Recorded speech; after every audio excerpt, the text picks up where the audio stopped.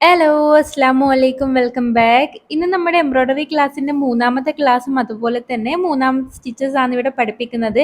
അപ്പം ഞാനിവിടെ ഇന്ന് കാണിക്കാൻ പോകുന്നത് വിപ്പിഡ് റണ്ണിങ് സ്റ്റിച്ചാണ്. പലർക്കും അറിയുണ്ടാവും, അറിയാത്തവർ ഇതൊന്ന് കണ്ടു നോക്കേട്ടാ. നമുക്ക് എളുപ്പത്തിൽ ചെയ്യാൻ പറ്റുന്ന സ്റ്റിച്ചസ് ആണ്. അപ്പം ഞാനിവിടെ 2 സൂചി എടുത്തിട്ടുണ്ട്. 2 സൂചിയിലും ഇതുപോലെ നമ്മുടെ ആ ഒരു ത്രെഡൊക്കെ ഇട്ടിട്ട് ഇതുപോലെ നല്ല രീതിയിൽ നോട്ടൊക്കെ ചെയ്തെടുത്തിട്ടുണ്ട് കേട്ടോ. അപ്പോൾ 2 സൂചി വേണം നിർബന്ധമൊന്നുമില്ല, ഒന്ന് തന്നെ മതി. പക്ഷെ ഞാനിവിടെ എളുപ്പത്തിന് വേണ്ടിയിട്ടാണ് ഇതുപോലെ 2 സൂചി എടുത്തിട്ട് 2 കളർ ത്രെഡ് ഇതുപോലെ എന്ത് ചെയ്തിട്ടുണ്ട്, അതിൽ കയറ്റിയിട്ട് നോട്ടൊക്കെ ഇട്ട് വെച്ചിട്ട് അവിടെ സെറ്റാക്കി എടുത്തിട്ടുണ്ട്.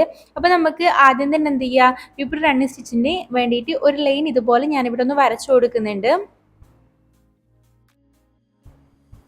അപ്പോൾ അതിനുശേഷം അതിന് മുകളിലായിട്ട് നമുക്ക് എന്ത് ചെയ്യുക, ഒന്ന് എഴുതി കൊടുക്കട്ടെ വിപ്പിഡ് റണ്ണിങ് സ്റ്റിച്ച് എന്ന്. അപ്പോൾ നിങ്ങൾ പഠിക്കുകയാണെങ്കിൽ ഇതുപോലത്തെ പ്ലെയിൻ ആയിട്ടുള്ള വേസ്റ്റ് ക്ലോത്ത് എടുത്തിട്ട് അതിൽ ഇതുപോലെ എഴുതി കഴിഞ്ഞാൽ നമുക്ക് എപ്പം വേണമെങ്കിലും നോക്കിക്കഴിഞ്ഞാൽ നമ്മൾ ഓരോ സ്റ്റിച്ചസിൻ്റെ പേരും അതുപോലെ തന്നെ കൺഫ്യൂഷൻ ഉണ്ടാകത്തില്ല കേട്ടോ ഇങ്ങനെ ചെയ്യുന്ന സമയത്ത്. അപ്പോൾ നമ്മളൊക്കെ പഠിക്കുന്ന സമയത്ത് ഇതുപോലെയാണ് നമ്മുടെ മാമൊക്കെ ചെയ്യിപ്പിക്കാറ്.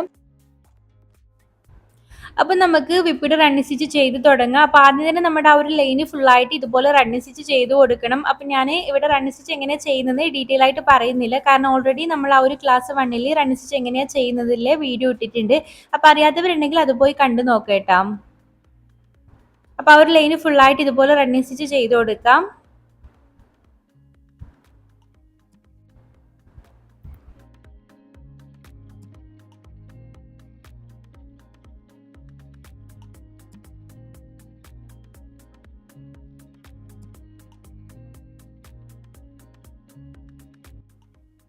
അങ്ങനെ ഞാനിവിടെ നമ്മുടെ ആ ഒരു റണ്ണിങ് സ്റ്റിച്ച് ആ ലൈന് ഫുള്ളായിട്ട് ഇതുപോലെ ചെയ്ത് കൊടുത്ത ശേഷം ഇതുപോലെ ഒന്ന് നോട്ട് ചെയ്ത് കൊടുക്കുന്നുണ്ട്.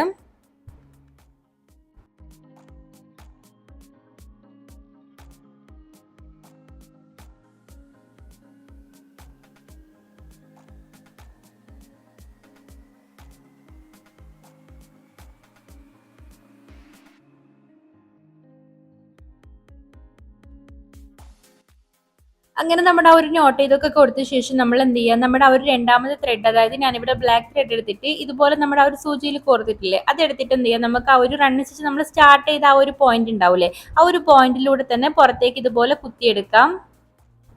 എന്നിട്ട് നമുക്ക് നമ്മൾ ആ ഒരു റണ്ണിങ് സ്റ്റിച്ച് ചെയ്ത് കൊടുത്തിട്ടില്ലേ, ആ ഒരു റണ്ണിങ് സ്റ്റിച്ച് ചെയ്തതിൻ്റെ ഉള്ളിലേക്ക് കൂടി ആയിട്ട് മുകളിലേക്ക് ഇതുപോലെ എടുത്തു കൊടുക്കുക. എടുക്കുന്ന സമയത്ത് ഓവറായിട്ട് ടൈറ്റ് ആയിട്ട് വലിച്ചു പിടിക്കില്ലേ, സാവധാനം കുറച്ചൊരു ലൂസ് കൊടുത്തിട്ട് വേണം നമ്മൾ ഇതുപോലെ ചെയ്ത് കൊടുക്കാൻ വേണ്ടിയിട്ട്.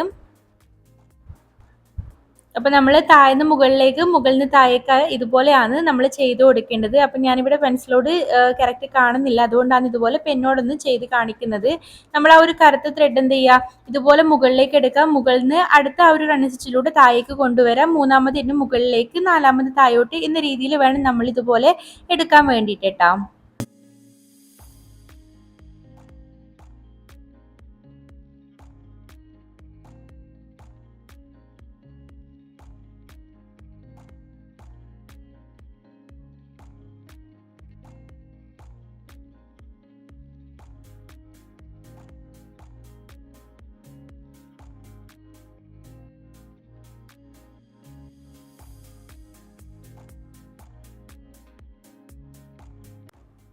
അങ്ങനെ നമ്മുടെ ആ ഒരു ലാസ്റ്റ് റണ്ണിങ് സ്റ്റിച്ചിലൂടെ ഇതുപോലെ ഞാനിവിടെ നമ്മുടെ ആ ഒരു കറുത്ത ത്രെഡ് താഴേക്ക് ഇതുപോലെ കൊണ്ടുവരുന്നുണ്ട്.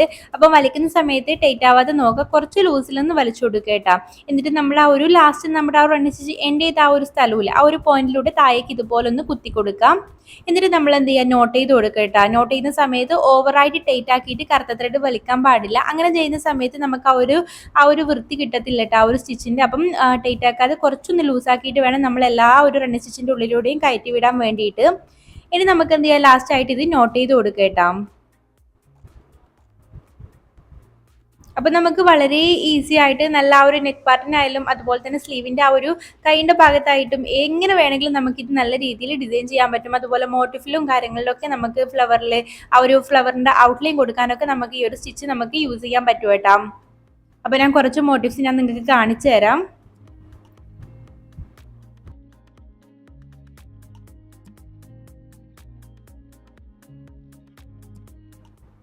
അപ്പോൾ നമുക്ക് വളരെ പെട്ടെന്ന് എല്ലാ മോട്ടീഫിലും നമുക്ക് ചെയ്തെടുക്കാൻ പറ്റുന്ന ഒരു സ്റ്റിച്ചസ് ആണ് കേട്ടോ ഈ ഒരു വിപ്പിഡ് റണ്ണിങ് സ്റ്റിച്ച്. അപ്പം വീഡിയോ ഇഷ്ടമാണെങ്കിൽ ഉറപ്പായിട്ടൊന്ന് ലൈക്ക് ചെയ്യുക, അതുപോലെ ചാനലും സബ്സ്ക്രൈബ് ചെയ്ത് സപ്പോർട്ട് ചെയ്യട്ടോ. അപ്പോൾ നല്ലൊരു വീഡിയോയുമായി വീണ്ടും കാണാം. അതുവരേക്കും ഓക്കെ, ബൈ ബൈ.